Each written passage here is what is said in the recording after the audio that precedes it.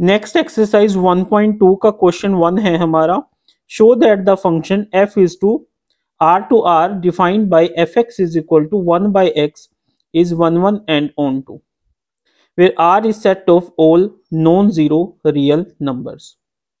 Is the result true if the domain r is replaced by n with codomain being same as r dash? क्या कह रहा है वो देखिए। 1 1 क्या होते हैं, on 2 क्या है, ये सब आपको पता है। जिस बच्चों को डाउट है वो इंट्रोडक्शन पार्ट देख सकते हैं। ठीक है, ये तो सभी बच्चों को पता ही है। ठीक है, कैसे करेंगे हम इसको देखिए। Given function is, given function क्या दे रखा है, F X is equal to 1 by X and F is R dash R star to R star.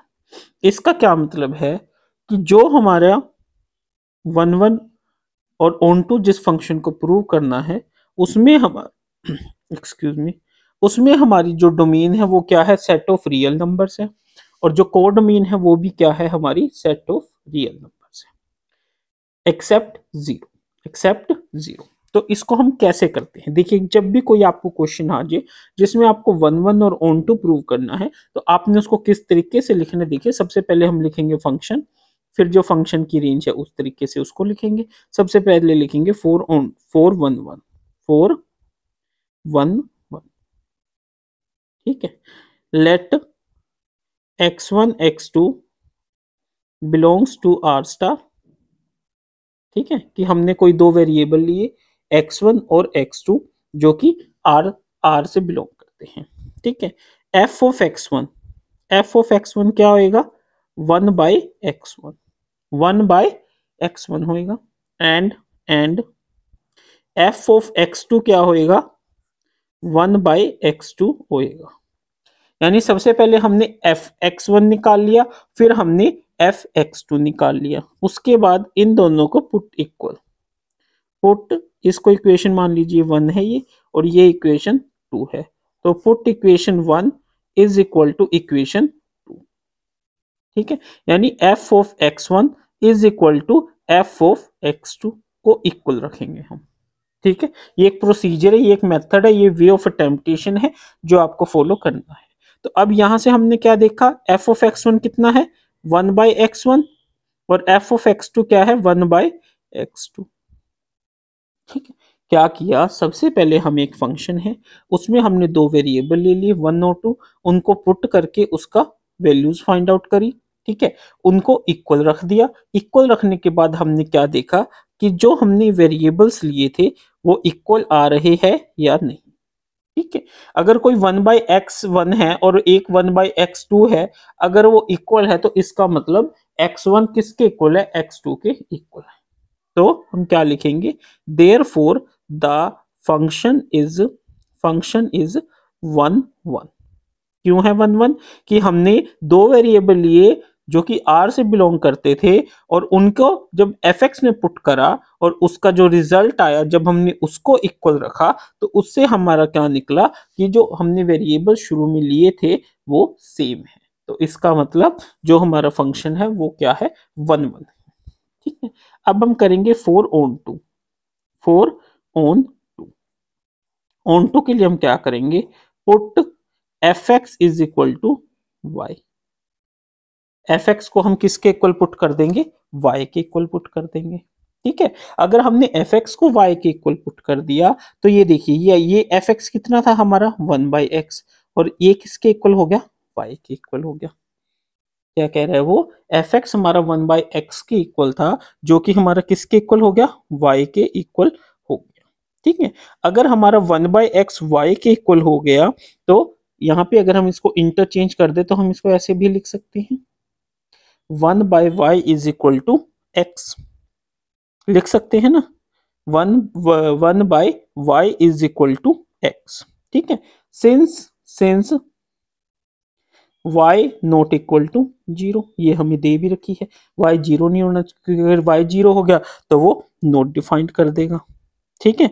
तो अब हमने क्या देखा कि चाहे हम y की कोई भी वैल्यू ले लें, क्या, for all y that belongs to R star, इस तरीके से आपने इस क्वेश्चन को लिखना है कि चाहे हम आर स्टार की में से y की कोई भी वैल्यू ले लें तो हमारे पास देन देयर एग्जिस्ट या there is a X that belongs to R star.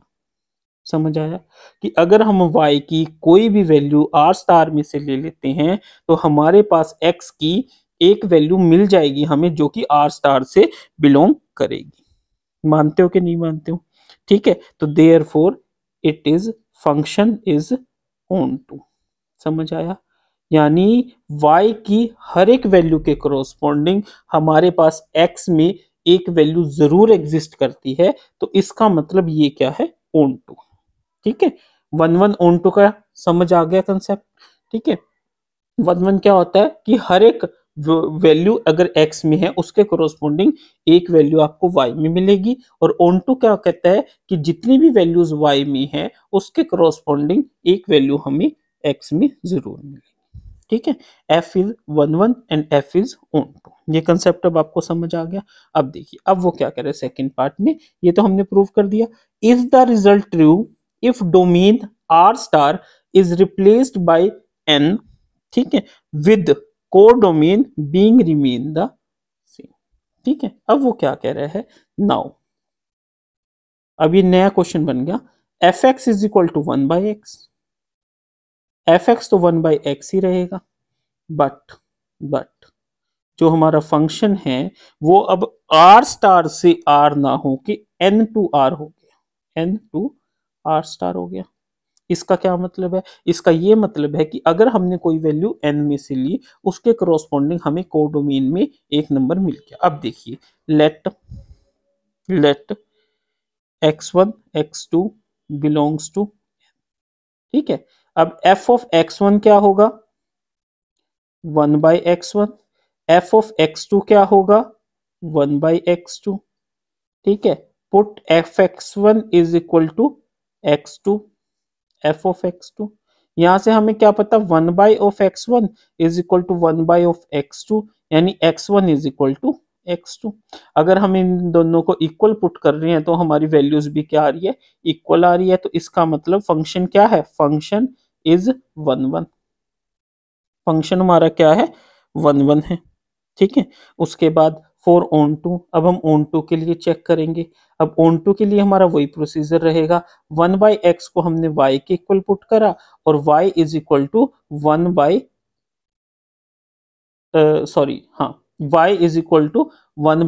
के इक्वल पुट करा, तो यहां से हमारा x किसके इक्वल आ गया, 1/y के इक्वल आ गया, y नॉट इक्वल टू 0। ये तो चलो ठीक है। अब वो क्या कह रहा है, देखिए कि अगर हम y की कोई वैल्यू ले लेते हैं r में से, ठीक है, तो 1/y नेचुरल नंबर नहीं होगा। ठीक है, for all values of y that belongs to r star there is no x that belongs to n। समझ आया? एग्जाम्पल, अगर मैंने ले लिया y की वैल्यू 2 है, ठीक है, वो बिलोंग करता है r स्टार से, ठीक है, तो x क्या हो जाएगा, 1/2, x 1/2 हो जाएगा तो वो n से बिलोंग नहीं करता, n से बिलोंग नहीं करता तो it means function is not onto. ध्यान से समझिए क्या कह रहा है। ठीक है, फर्स्ट केस में जो हमारा x था वो क्या था, रियल नंबर था, यानी अगर 1/2 है तो 0.5 हो गया, 0.5 भी रियल नंबर है तो इट मींस x की वैल्यू पॉसिबल थी।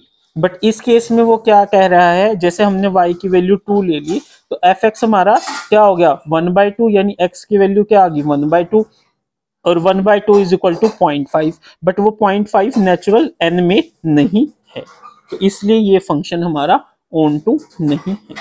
समझ आया स्टूडेंट्स? नहीं समझ आया तो आप एक बार दोबारा इस क्वेश्चन को देखिए, ठीक है, तो आपको ये समझ आ जाएगा।